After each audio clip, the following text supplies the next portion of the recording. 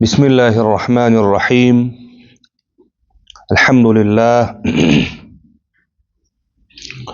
والصلاة والسلام على رسول الله وعلى آله وأصحابه أجمعين. باب الروم والإشمام. بدي باب کی کیفیت وقف طرف ته اشاره ده. تاسو بداوي چې دلته خو اسکان ذکر نشو، روم او اشمام ته لاړ.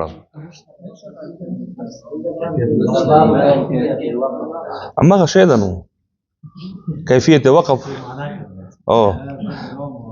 باب کیفیت الوقف بالروم والاشمام.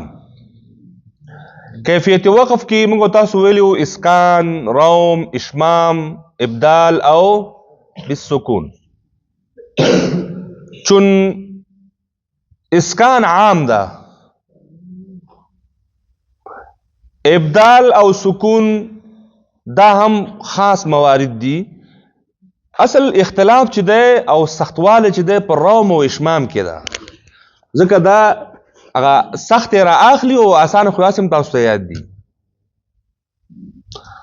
نو اسکان معلوم ده چې په ټولو حرکاتو کې کیږي او آسان هم ده، او د استادانو او د قراءو توصیه هم ده چې عمل باید په اسکان باندې وشي. نو خبره مې د روم او د اشمام کوله. اسکان په ټولو حرکاتو کې کیږي، زبر، زیر، پیش. او روم بیا په دوو حرکاتو کې کیږي، زیر او پیش. او اشمام بیا په یو حرکت باندې کیږي، پیش. اسکان بیا صرف په سکون کې کیږي. او ابدال چې ده نو دو حالت لري، دو زبر تنوین والا حرف په الف بدلیږي، او دو زیر او دو پیش دا سکون سره بدلیږي، او دا تای مدوره او تای مربوطه په ها باندې بدلیږي. دلته وی وحاذر الوقف بكل الحركه. ځان وژغوره د وقف نه بكل الحركه، په مکمل حرکت باندې. یعنی دا ځان وژغوره یو حرکت د مکمل ساکنولو نه. مکمل ساکنول چې کیږي هغه ته څه وایي؟ اسکان وایي. نو کوم ځای کې ځان وژغورم؟ الا اذا رمت، کله چې ته شی کوې وقف بالروم کوې. نو چې وقف بالروم کوم د ټول حرکت نه ځان وساتم، کوم بس که فبعض الحركه، د حرکت څه حصہ، څویمه حصہ؟ دریمه حصہ. د وقف دریمه حصہ باید تلفظ پې وشي چې تخپل خو ښه صفا واوري، او حد اقل تاسو چې نږدې څوک ناست هغه هم در سره پوه شي چې د محترم دا حرکت مکمل ساکن نه که.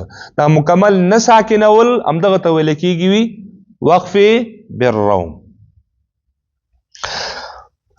دی وی الا بفتح او بنصب، مگر پرته د فتح او نصب نه. فتح څه ته وی؟ زبر. نصب هم زبر ته وی. صحیح شو؟ نصب دا د صرف او د نحو په اصطلاح سره د حرکات النصب، رفع، جر. فتحه ته ویل کېږي نصب، کسرې ته ویل کېږي جر، او پیش ته ویل کېږي رفع.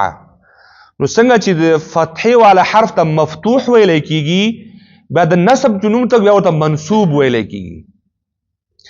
زیر والا حرف ته موږ مکسور ویو، بیا هلته ورته مجرور ویل کېږي. او چې کله پیش ولري نو رفع پیش ته وی، نو حرف به څه شی وي؟ مرفوع به وي. لکه موږ وایو مفتوح، مکسور او مضموم. الته وی منصوب، مجرور او مرفوع. صحیح شو؟ دا صرفي اصطلاحات دي.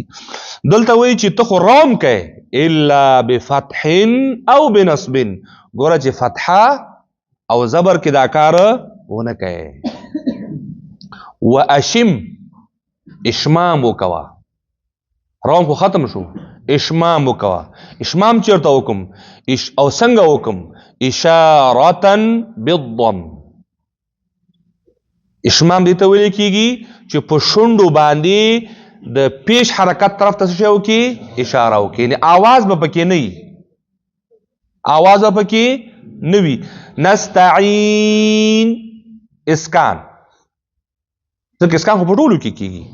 نستعين نو صحیح شو؟ لږ زه دریم نه زیاتوم چې تاسو ته لږ ووروم. نستعين دې کې ور هم اشاره ده او هم आवाज ده. دې ته ویل کېږي روم. او نستعين چې یوازې اشاره ده دې ته ویل کېږي اشمام. دلته وی اشم اشمام وکوا. څنګه وکم؟ اشارتن اشاره بکې په چی شي سره؟ بالضم ضمه سره. کم ځای کې؟ فی الرفع. فی الرفع. رفع چی شي؟ پیش. او بل نومي مضموم. صحیح شو؟ نو دا اصطلاحات کارو چې دې سره بلد شي. او جای و ضم څنګه چلته فتحې سره نصب یاد ک او دلته رفع سره ضمه یاد کړه. نو کسره او خلته مخي په بعض الحرکه کې دغه خبره پکې وشوه. اشاره تبع اشاره کوي بالضم ضمه طرف ته فی الرفع وضم. پر رفع او په پیش سره د دوړ یو معنا ورکی. رفع او پیش یعنی دا دوړو اصطلاحات سره تاشنا کول غواړي.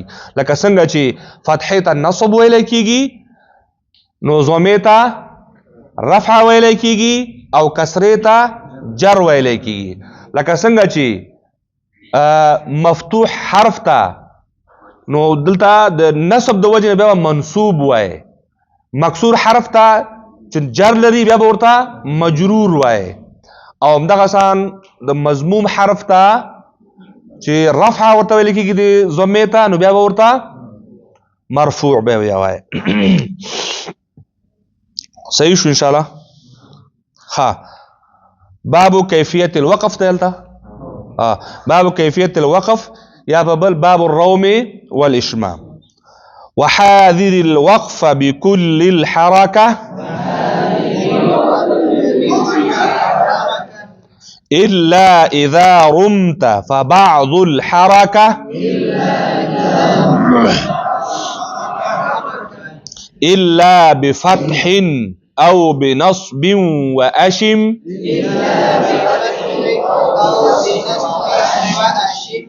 إشارة بالضم في رفع وضم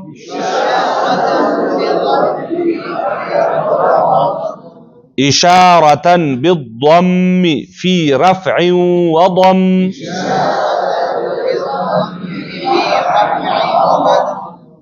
وصلى الله تعالى على خير خلقه محمد وعلى آله وأصحابه أجمعين.